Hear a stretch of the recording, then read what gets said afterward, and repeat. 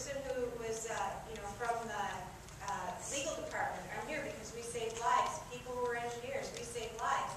And I thought, I don't think the claims people at HealthPartners think we're here to save lives. I'm not sure the people in IT at HealthPartners think we're here to save lives, because we've been so clear about this is a business, and not so clear about, but we're here because we have a heartfelt commitment to the work. We're here, many of us, because we believe in the importance of what we do every day, and we feel that it's worth coming to work for because of the impact we have on lives. So these three are the structural elements of our strategic plan, but the fourth element, the how do we get there, is all about people, quality of interactions, quality of relationships, and being willing to say, yeah, we have to respond to business imperatives, but we are not a business like any other business. And of course, you see that being played out in the most emotional terms possible right now with the nurse and hospital negotiations that are going on. And it's a reminder of how much emotional impact this particular industry has. So quickly, these are the moving parts of HealthPartners, and you can see we have health plans of every flavor. Most times that's what people have most quickly come to mind about HealthPartners. We also have this delivery system component with 700 docs. Hospitals, one huge and two tinies, the Westfields and Hudson hospitals are critical access hospitals, so very small hospital organizations. Home care, really the entire continuum of care, some offered under our brand, others not. A powerful commitment to research. I just got a notice last night, a little email. We received a $3.5 roughly $1 million grant to figure out how to incorporate the very best scientific knowledge in an easy-to-use format within our electronic medical record for individual primary care docs to improve care for patients with heart disease. So learning to use technology to actually improve information at the fingertips of the doctors and patients is one of the focus areas of the research that we've got going right now. That and obesity. I'd say that government, if you lob up a project right now that has obesity in the title, they're really interested in that effort, and it's very important work to do. So work to really use electronic health information technology, one stream of activity and the other, healthy lives.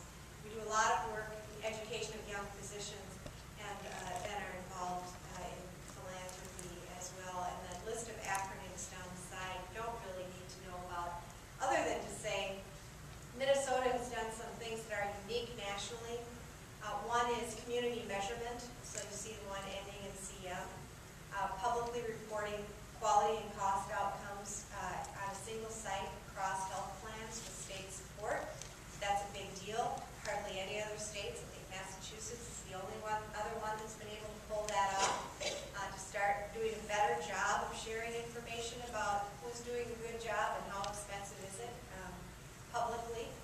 So that's a big deal. And then the one that says ICSI, again, a big differentiator for Minnesota, a group of virtually now all the physicians in the state looking at what are best practices and how can we improve the health of Minnesotans by using those best practices. Two organizations that HealthPartners has supported for a long time. So to move to healthcare reform,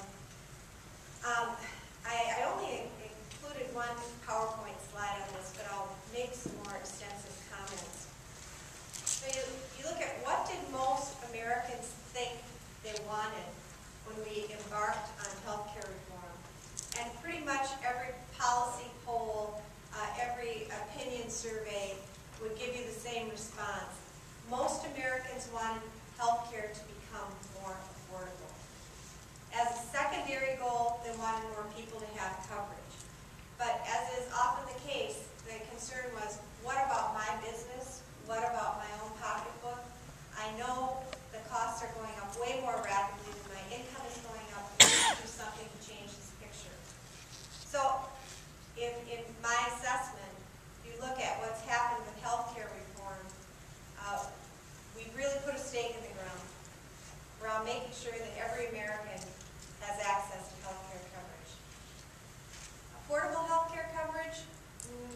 such a good job.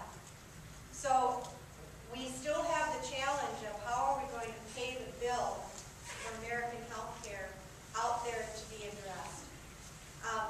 Within the access to health care coverage, as you know, there's a mandate that will go into effect in 2014 requiring individuals to have coverage. Of course, if you make that a requirement, you've got to provide subsidies for those that can't afford it. And so the subsidies, the requirement, and a mechanism to make health care available are part of this package of let's make sure every American has health care coverage. And the how are we going to make it available is an exchange. And I think more and more it's becoming clear the exchange is likely to be an online Expedia or an online hotels.com that will allow consumers directly to compare prices and benefits when they access coverage. And it's estimated that through this exchange mechanism, probably about 20 to 25 million Americans will have health care coverage that didn't have it before. So that picture of an exchange, subsidies, and the requirement together with insurance reforms is the path that we've created for people to have access to health care coverage. So positive thing, clearly puts us on much more of an even playing field with European countries, particularly in terms of health care access. And I think it is an important step to say we believe everyone in the United States should have health care.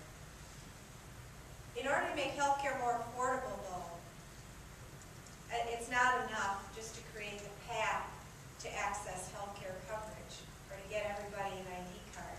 We really need to change the health care itself. And it's in this area that there's a much bigger question mark in my mind about whether the national health care reform is going to get the job done.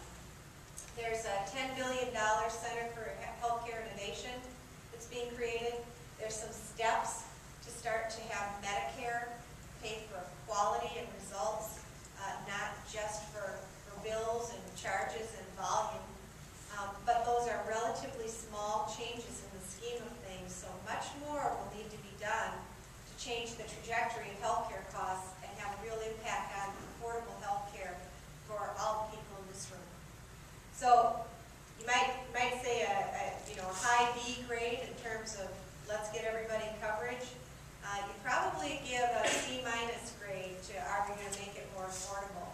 And then the big challenge, how are we going to pay for it? So the original estimate of the cost was $940 billion, and probably 90% of the people in the room are not obsessive about this topic, so you haven't been tracking the Congressional Budget Office estimates since that $940 billion, but it's gone up twice.